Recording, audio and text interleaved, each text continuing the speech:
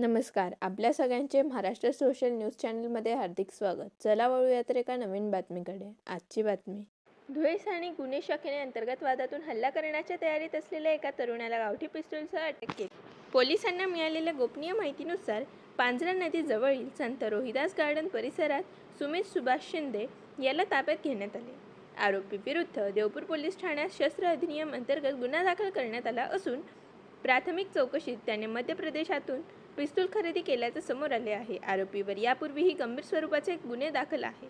Police अधीक्षक विशाल आनंद यांच्या मार्गदर्शनाखाली LCBच्या पथकाने ही कारवाई केली. या कारवाईमुळे संभाव्य मोठा गुन्हा टळला आहे.